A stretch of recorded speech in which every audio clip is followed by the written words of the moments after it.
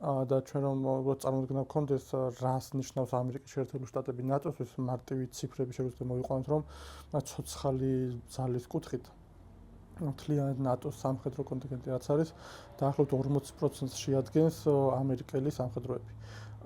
გარდა ამისა თუ ტექნიკის კუთხით შევხედავთ როგორც საზღვაო ასევე სახმელეთო დაახლოებით 50 პლუს არის ყველა ამ კომპონენტში ამერიკის მონაწილეობა. რაც შეეხება ფინანსური მხარეს, ეს უკვე არის დაახლოებით 60-70% არის ამერიკის ფინანსები. აქედან გამომდინარე, ნატო ამერიკის გარეშე არის ერთგვარი წარმოუდგენელი და მეორე მხრივ თუ ეს ყველაფერი დადგება, ანუ რეალობა ამის რომ გავიდეს ამერიკის შეერთებული შტატები, ამით ბევრს კარგავს თუ ნატო და ევროპა ვიდრე ამერიკა.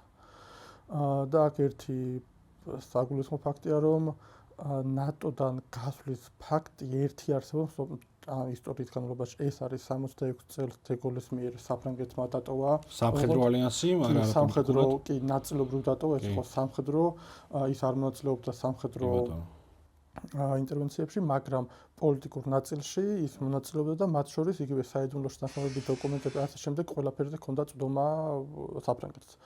და შემდეგ სარკოზმა დააბრუნა სრულყოფილად საფრანგეთი. პრეცედენტი არსებობს და შესაძლებელია რომ ამჟამადაც ჩვენ ნახოთ რომ ამერიკამ დატოვოს ნაწილობრივ იგივე სამხედრო კუთხით ჩაიხსნას და დარჩეს პოლიტიკურ ნაწილში.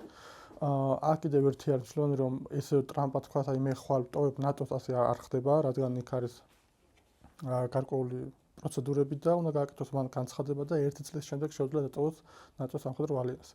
რაც აიძულებს ევროპას პირველ რიგში რომ მან გაზარდოს სამხედრო ხარჯები და უკვე როგორც ტრამპი ხშირად ამბობს, თქვენ მიხედეთ თქვენ თავად, თქვენ დაიცავთ თქვენი თავი, ევროპა მართლა მიხედავს თავის თავს.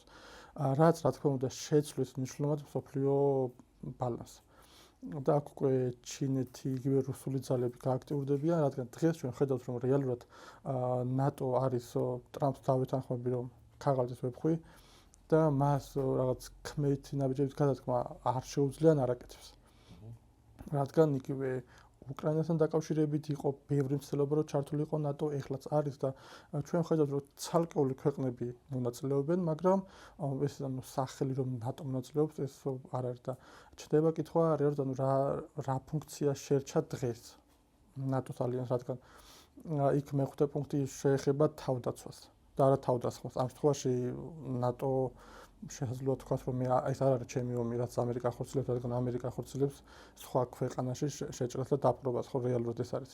და არავინ დასხმია თავს ამერიკის შეერთებულ შტატებში და ჩვენ რეალურად ის არის ეს მეხუთე პუნქტი თუ დადგა მის საჭიროება იმოქმედებს თუ არა და ამუშავდება თუ არა რეალურად. იმიტომ რომ იქაც არის რომ ნებისმიერ ქვეყანას შეუძლია